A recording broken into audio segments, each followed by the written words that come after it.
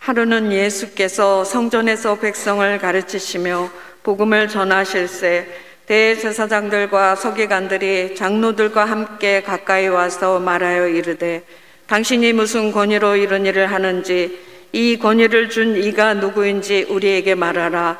대답하여 이르시되 나도 한 말을 너에게 물으리니 내게 답하라. 요한의 세례가 하늘로부터냐 사람으로부터냐? 그들이 서로 의논하여 이르되 만일 하늘로부터라 하면 어찌하여 그를 믿지 아니하였느냐 할 것이요 만일 사람으로부터라 하면 백성이 요한을 선지자로 인정하니 그들이 다 우리를 돌로 칠 것이라 하고 대답하여 어디로부터 알지 못하노라 하니 예수께서 이르시되 나도 무슨 권위로 이런 일을 하는지 너희에게 이르지 아니하리라 하시니라. 그가 또 비유로 백성에게 말씀하시기 시작하니라.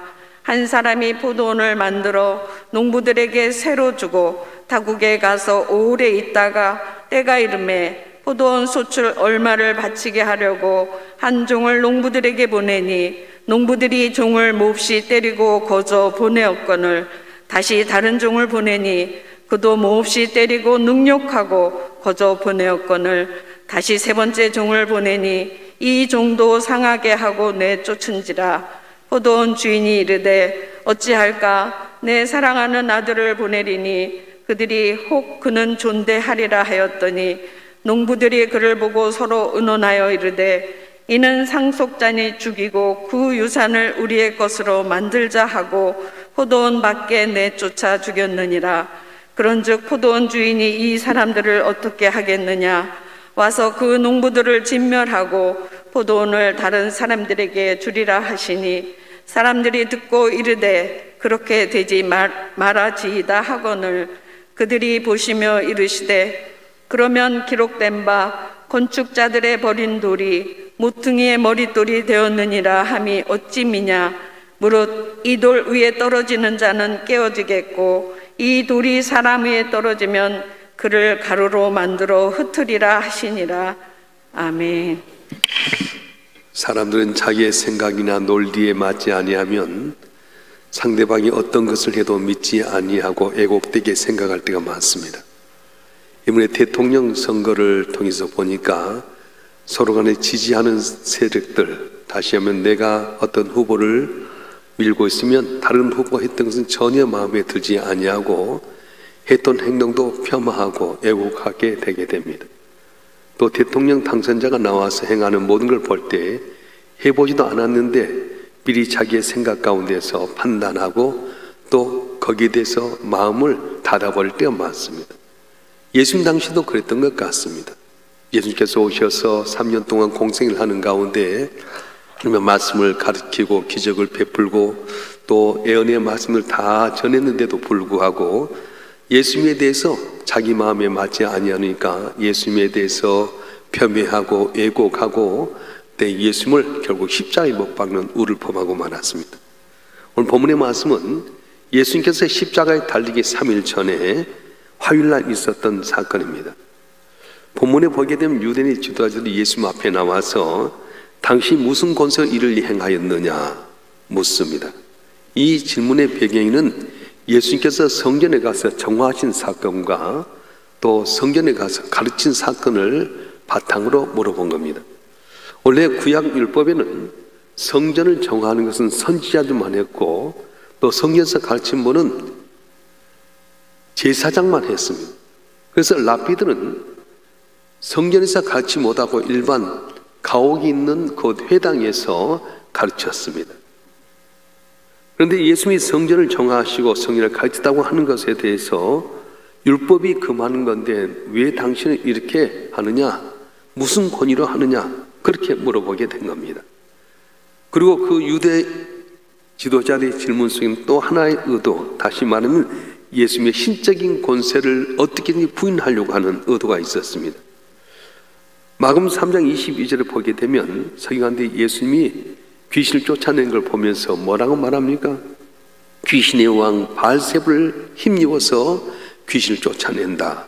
그렇게 예수님의 권세를 하늘로부터 온 권세로 인정하지 아니하고 귀신의 권세를 갖고 귀신 쫓아낸다고 왜곡해 버렸던 겁니다. 그 예수님을 십자가에 못 박을 때도 제명이 뭐였습니까? 신성 모독이었습니다. 하나님을 모독한 죄라고 해서 하나님의 아들이신 예수님을 끝까지 부인하고 예수님을 십자가에 못 박고 말았습니다. 그러면 예수님의 권세에 대해서 묻는 유대인 지도자들에 대해서 예수님 뭐라고 대답하십니까? 끝까지 자신을 인정하지 않고 부인하는 그들에게 직접적으로 반응하지 아니하면서 그때 당시 유대인 백성들로 존경을 받던 세례 요한에 대해서 이야기를 하면서 간접적으로 대답을 하게 됩니다.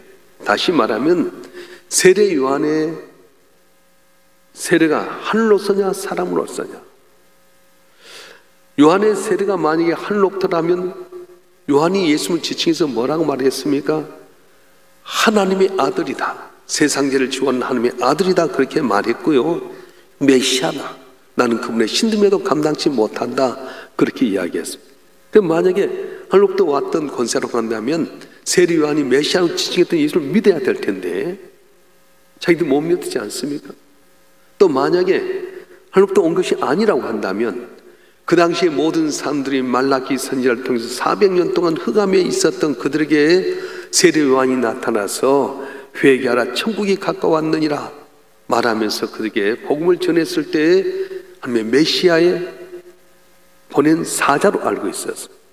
그래서 만약에 세례 요한이 하늘로부터 온 것이 아니라고 한다면 백성들이 다 이분을 선지자로 알았는데 그걸 반하기 때문에 돌로 칠 수밖에 없었던 것입니다. 결국 예수님은 당신의 권위를 부정하면서 질문하는 그 사람들에게 세례 요한의 일로 말미암아서 그들을 묵히게끔 만들었습니다.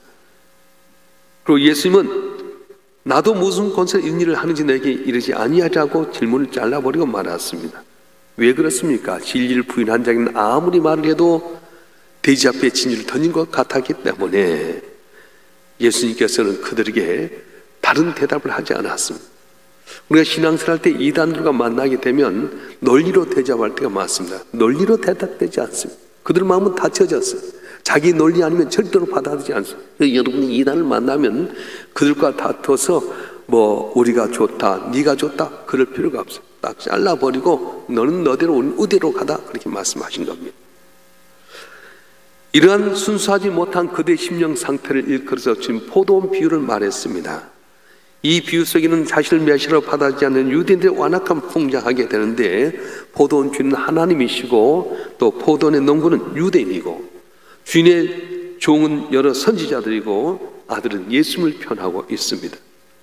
이 비유를 통해서 유대인의 지도자인 대제사장, 서기관, 장로들, 과거 하나님께 보내신 선지자를 죽였던 그 선조들의 다 선조들까지 해서 그들 그 동일 선생에 놓고 말았어요.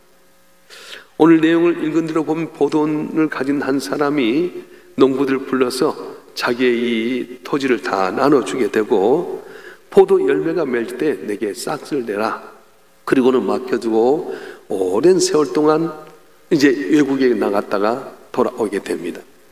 그리고 내가 이르러서 이 포도의 소출을 바치게 하려고 하는데 내가 이름의 열매를 원하는 것이 바로 주인의 심정이라고 하는 겁니다. 포도원 주인이 포도를 만들고 극상품 위에 포도를 심은 것이 좋은 포도를 얻기 위한 거라고 한다면 하나님께서도 이스라엘에서 그토록 많은 은혜를 베푸신 것은 열매를 맺기 위한 것, 열매를 얻기 위한 거라고 말씀하십니다. 무작정 기다린 것이 아닙니다. 포도원이 때가 이름에 다시 말하면 완전히 성장한 다음에 열매를 원하는 것처럼 우리에게도 하나님께 열매를 원하는데 아무 때나 원하는 건 아닙니다. 성숙한 그리스도인이 되었을 때에 열매를 기대하신다고 하는 겁니다. 그리고 전체를 요구한 것이 아닙니다. 얼마를 요구합니다. 그런데 어떻습니까? 포도원의 농부들은 이 포도원 주인이 종들을 보내게 됐는데 핍박하고 때립니다. 또 보내면 그들을 몰아세웁니다. 또 죽이기도 합니다. 그래서 포도원 주인은 화가 나서 그를 진멸하기보다는 그를 오래 참으면서 그래 내 아들을 보내면 대우하지 않겠느냐, 그래서 아들까지 보냈는데 이 농부들은 착각을 합니다. 그래 아들이 유산을 갖고 있는데 유업을 입게 되는데 아들을 죽이면 이거 우리가 되지 않겠느냐. 그래서 아들을 죽이고 맙니다. 그때 이 주인이 가서 진노하여서 진멸하였다. 그 말씀이 오늘 본문의 말씀이에요. 이 비를 통해서 우리에게 주신 하나님의 말씀이 있습니다. 첫째는 주인의 탄식을 볼 수가 있습니다. 13절에 보면 어찌할까? 주인은 이렇게 탄식하게 되는데 자신의 소인 포도원의 소출을 거두지 못해서 탄식하는 것이 아닙니다. 이 탄식은 자기가 바로 믿고 그 포도를 맡겨주었던 소작인들의 배신에 있었던 것입니다. 물질의 손해에서 섭섭한 것이 아닙니다. 사람을 잃어버린 것은 섭섭함입니다. 하나님께서 에덴 동산에서 아담과 하와가 선악과 매달 따먹어서 마음에 상처받는 것이 아닙니다. 사랑하는 인간이 범죄했기 때문에 타락했기 때문에 마음에 아픔이 있었던 겁니다. 사랑은 사람을 잃고 사랑은 사람으로부터 배신을 당하는 하나님의 아픔을 우리는 알아야 합니다.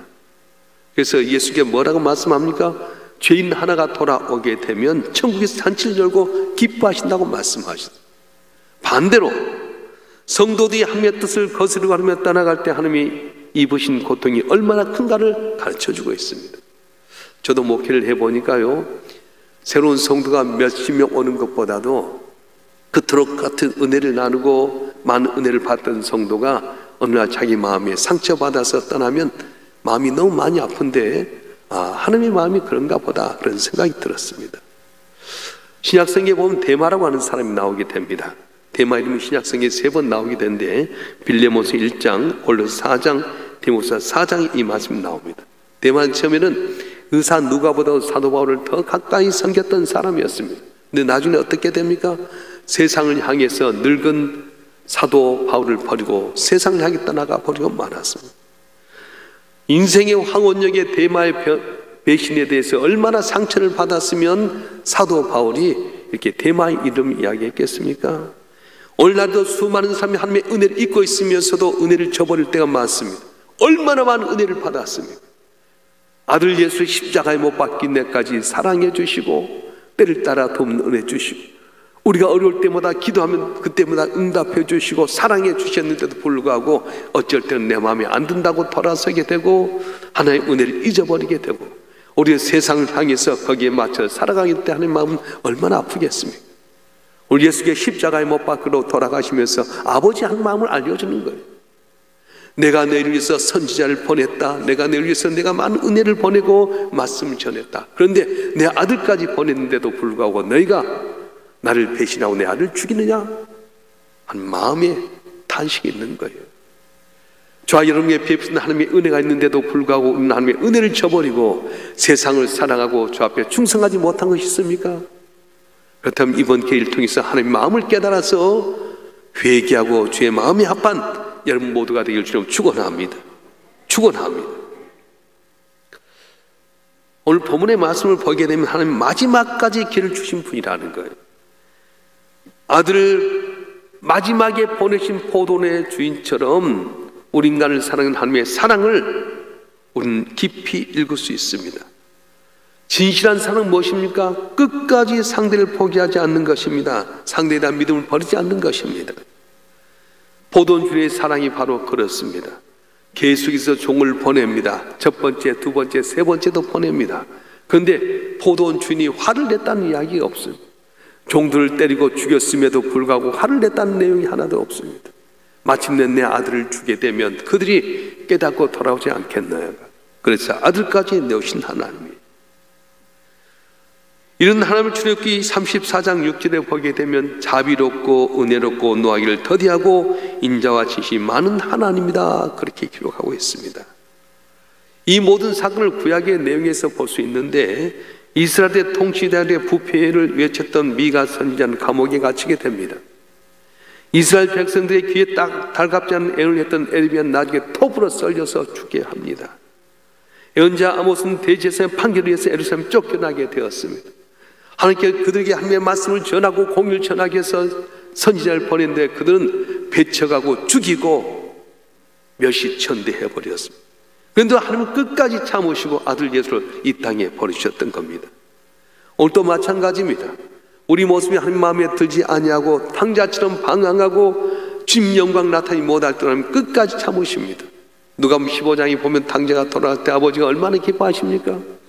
혹시 여러분 하나님 나의 구주로 믿는다고 하면서 아직도 주의 뜻에 합하지 못한 삶을 살고 있다면 끝까지 용서하시고 기다리신 하나님 앞에 돌아오실 주의 이름으로 축원합니다. 특별 새벽기도는 말씀을 특별하게 한 것이 아니에요. 특별 새벽이 뭡니까? 특별하게 우리가 모이자고 하는 의미가 있는 거예요. 예수님 십자가에 못 박히러 가셨는데 우리 다리 뻗고 자면 되겠습니까? 내가 달려들 십자가상에 주님께서 고난당하시는데 왜 이 땅에 오셨습니까? 끝까지 참으시고 돌아가기를 원하신 하나님 아버지의 마음을 보여주시겠어. 지금 십자가에 가는데 이럴 때 우리가 한 자리에 모여서 다른 때 몰라도 이번 기간만은 한 자리에 모여서 돌아오기를 원하신 하나님, 끝까지 참으시고 용납하신 하나님 앞에 돌아와서 주의 기쁨이 되고 주의 영광을 나타내는 우리 모든 성도가 되실 주님으로 축원합니다. 축원합니다. 또 마지막 여기에서 볼 수 있는 건 뭐냐면 마지막 날에 죄인에게 임할 심판이 얼마나 무서운가를 알 수 있습니다.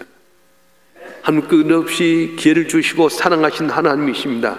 그럼에도 불구하고 농부든 아들이 상속자니 죽이면 좋겠다, 이걸 우리 걸로 만들자, 그래서 아들을 죽여버렸습니다.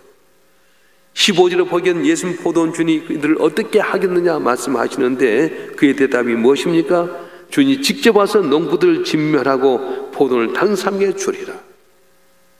주인이 직접 와서 농부를 진멸하고 포도원을 다른 사람에게 주리라, 그렇게 말씀했습니다. 사랑하는 성도 여러분, 선한 청지기는 칭찬과 다른 큰 일을 맡기고 상급을 주십니다. 그러나 악한 청지기는 저주와 직무의 파탄에 주어지게 됩니다. 인간의 배신에 탄식하신 하나님, 그러나 마지막까지 기회를 주신 하나님이십니다. 오늘도 저와 여러분 한 분 한 분이 내게 주신 귀한 은혜를 갖고 충성하기 원하는데 그렇지 못하면 하나님께 마지막 순간에 오셨을 때 거기에 맞게끔 평가하신다는 거예요. 처음이 있으면 끝이 있습니다. 주께 은혜를 베푸셨으면 평가할 때가 있습니다.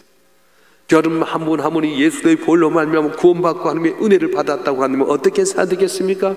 주님 원하신 말씀에 순종하게 될 때에 우리 삶이 승리하게 되게 되고 선물이 단물로 변화되게 되고 약속하신 귀한 약속의 땅 가나안 땅을 얻게 되게 되는데 불순종하게 되면 아무리 수가 많을지라도 광야에 다 죽고 말았던 이스라엘 백성처럼 저주와 고통을 받을 수밖에 없다는 겁니다. 하나님은 사랑의 하나님이지만 마지막 순간 우리 심판하러 오십니다. 여러분 한 번 하면 시간을 드리고 육신의 옥합을 깨뜨리고 물질의 옥합을 깨뜨려 주님께 영광을 돌리면 착하고 충성된 종아, 네가 전에 충성된 내게 많은 걸 맡기겠고 내 주의 주kom에다 참여할지어다 칭찬받는 은혜가 있겠지만은 우리가 내게 주어진 달란트가 있음에도 불구하고 한 달란트 받은 자처럼 묵혀두고 순종하지 못하고 내 생각에 접어 살면 있는 것도 빼앗기게 되고 밖에 슬픈 데 보내서 이를 감이 있으라고 말씀하셨어요. 예수님 왜 십자가에 못 박히신 겁니까? 오래 참으신 하나님의 기다림이 있습니다. 저와 여러분 한 분 하면 영적으로 잠들었던 것이 있다면, 코로나19로 말미암아 핑계대고 게으르고 나태함이 있었다면 이번 기회를 통해 다시 한번 영적으로 껴있어서 주님 의지함으로 말미암아 주의 기쁨이 되고 승리하는 우리 모두가 되기를 주님 축원합니다. 축원합니다. 주신 말씀 붙들고 한번 기도하십시다. 하나님의 탄식이 있습니다. 나를 위해서 아들 예수의 십자가에 못 박게 내어주신 하나님의 사랑인데 배반하고 순종하지 못한 탄식이 있습니다. 어떻게 해야 됩니까? 오래 참으신 하나님 앞에 회개하고 돌아오면 용납하신 하나님이라고 말씀하셨어요. 심은 대로 건다고 하셨는데 주님 내가 주의 뜻대로 살지 못했던 게 있다면 용서해 주시옵소서. 다시 한번 내가 주의 은혜 가운데 지금 영광에 살겠습니다. 지금 다시 십자가에 못 박는 우가 없도록 주여 우리를 결단하여서 주의 영광 나타내 주시옵소서. 여러분 회개와 결단과 여러분 손을 갖고 주여 삼창으로 통수로 기도하겠습니다.